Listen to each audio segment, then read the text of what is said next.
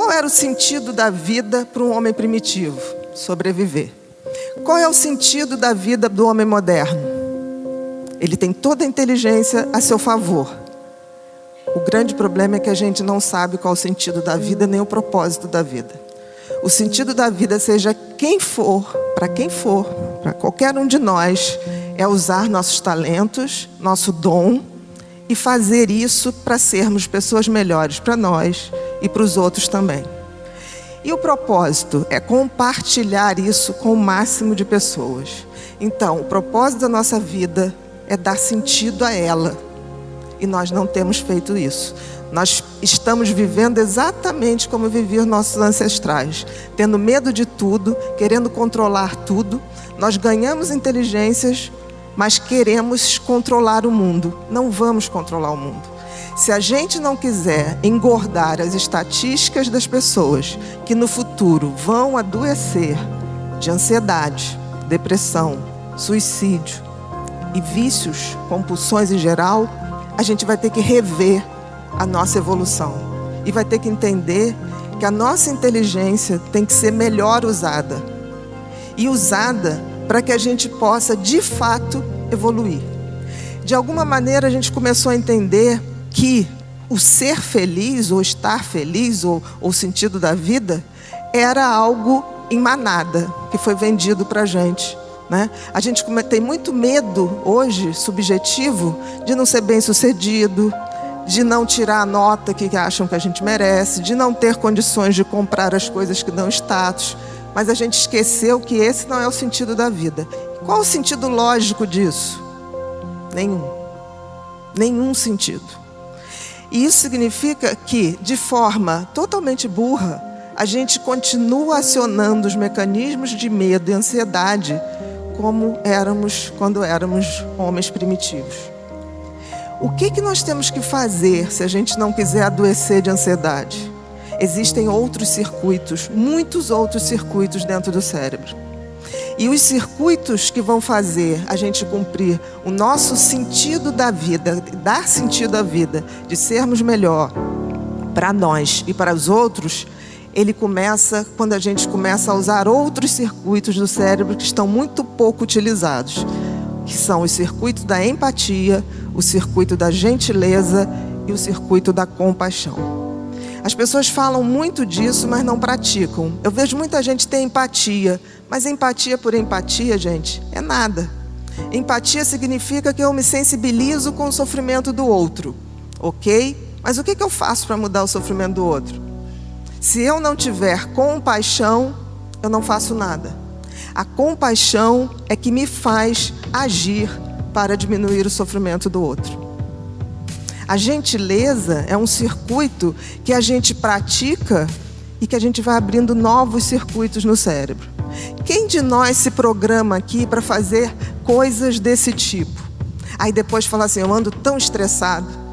Não tem jeito, um circuito antigo, como era o circuito do medo, da ansiedade, ele só vai ser desativado ou mais ou menos equilibrado se a gente acionar outros circuitos.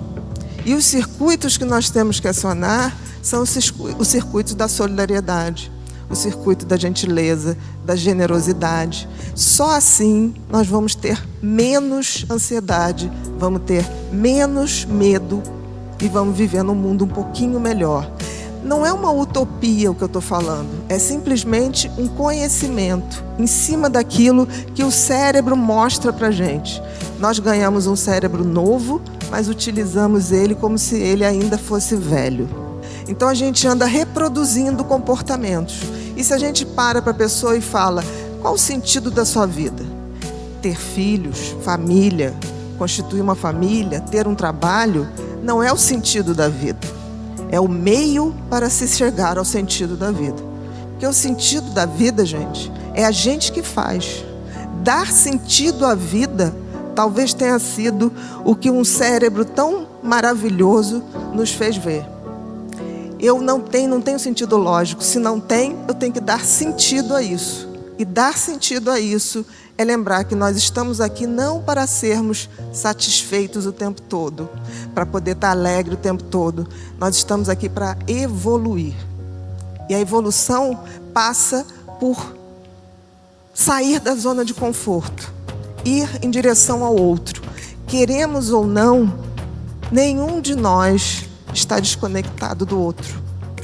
Se a gente não entender isso e não aceitar que a vida é breve, é passageira, mas que nós estamos aqui para evoluir, a gente vai o tempo todo estar em estresse, porque a gente quer mudar o que não pode ser mudado. A gente quer ser eterno, mas a gente não é. Justamente não podemos ser eternos, porque senão não cumpriríamos nossas tarefas. Se a gente não conseguir entender o sentido da vida e o propósito da vida, que é distribuir isso, abrir essa generosidade através dos nossos talentos para todos que estiverem ao nosso redor e o máximo de pessoas que a gente tiver, nós também não conseguimos a tal da evolução espiritual. O que é evolução espiritual? E não estou falando absolutamente de religião. Eu estou falando de espiritualidade. E espiritualidade tem a ver com sermos melhores e entendermos que nós passaremos, mas a humanidade continua. E a gente tem que ter o compromisso de passar o bastão para as pessoas que virão. Se eu ponho no mecanismo absolutamente egoísta, né? Uso todo o meu circuito de sobrevivência para competir, para querer o mal do outro, para não ter a gentileza, eu seguro o conhecimento, eu estou adoecendo, sem perceber. E isso não é o meu só, o meu ponto de vista. As pessoas estão adoecendo exatamente por isso. Vamos ter muitos mais quadros de ansiedade? Vamos, porque as pessoas ainda não entenderam que estamos de passagem. E a evolução espiritual, no fundo, seria a nossa conexão com tudo que há de melhor no universo. Uns chamam de Deus, outros chamam de Alá, outros chamam dos orixás, não tem a menor importância. A importância é que a gente possa se conectar com essas energias para que a gente se reabasteça e possa dividir isso entre todos nós.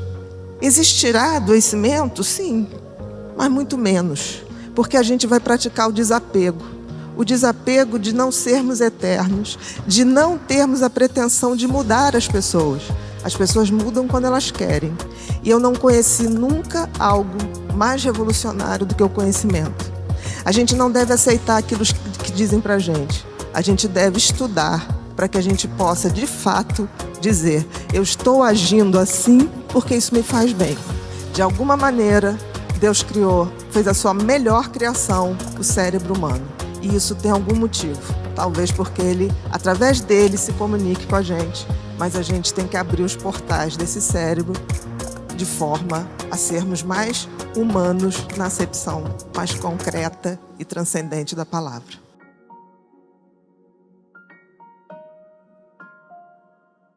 A gente se contenta com muito pouco.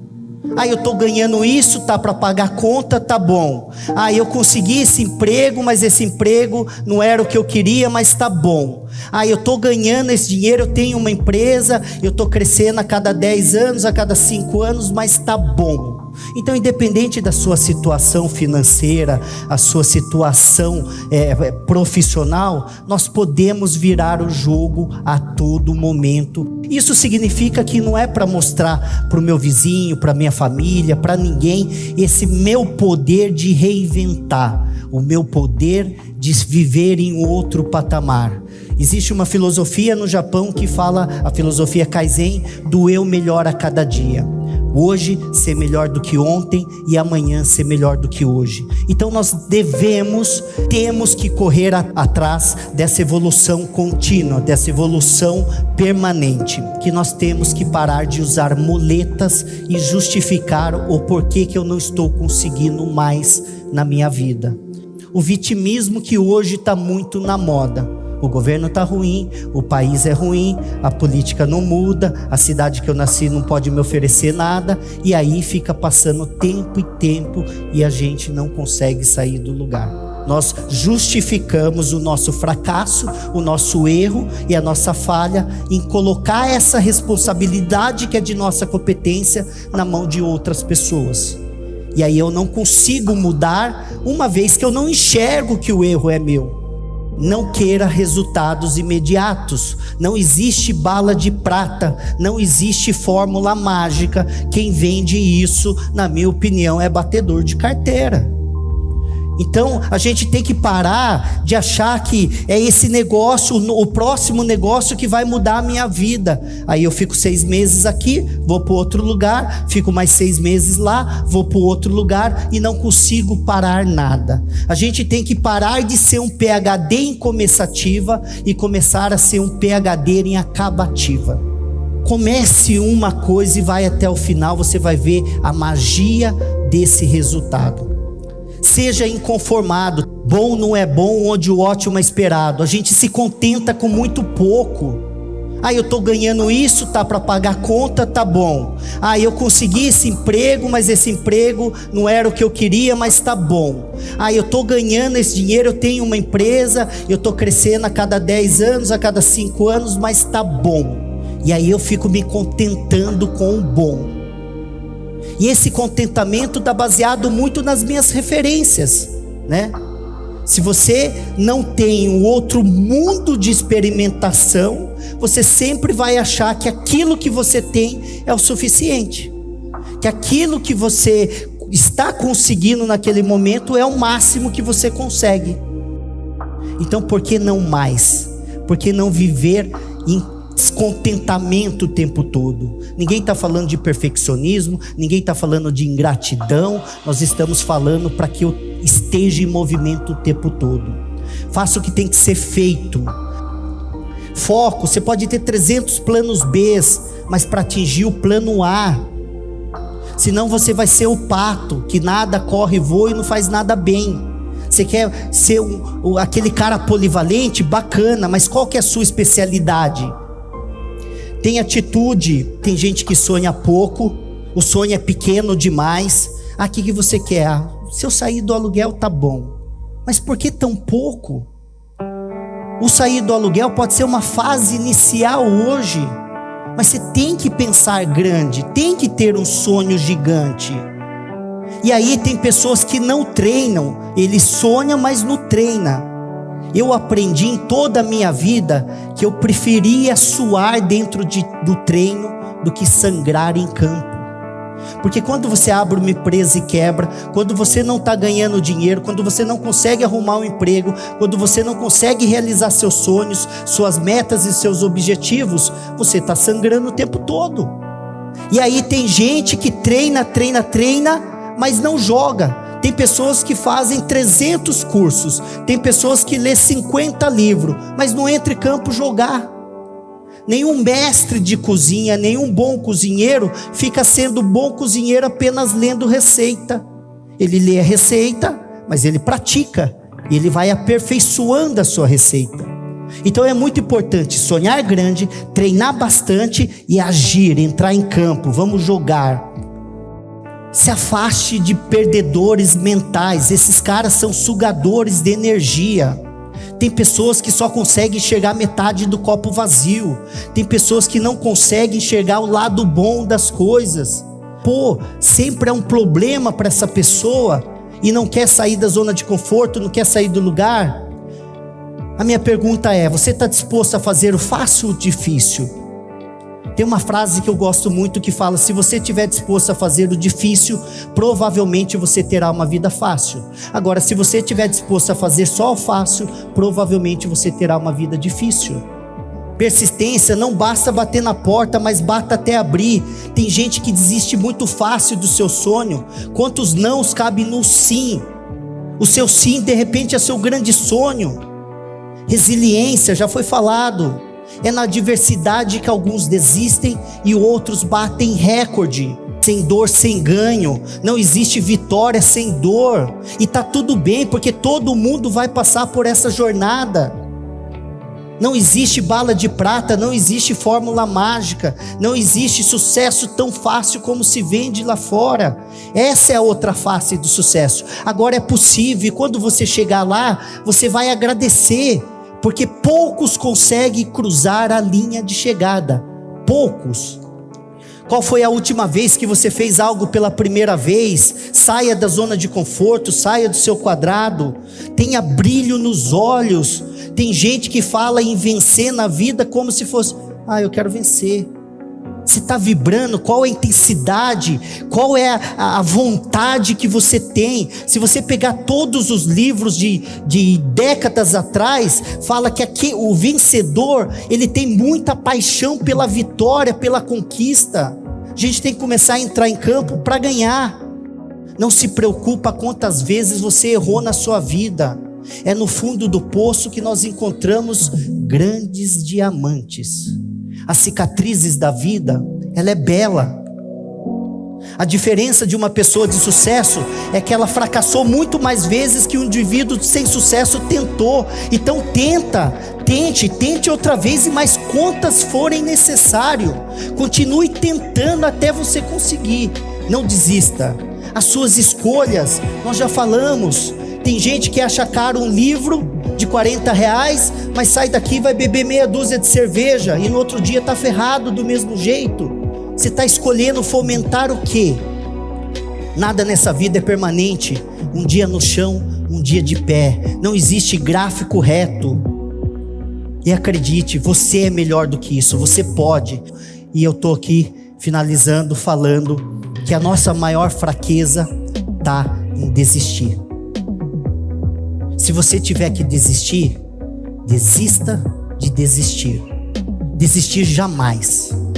Essa é a única alternativa que você não pode deixar que isso incorpore na sua vida.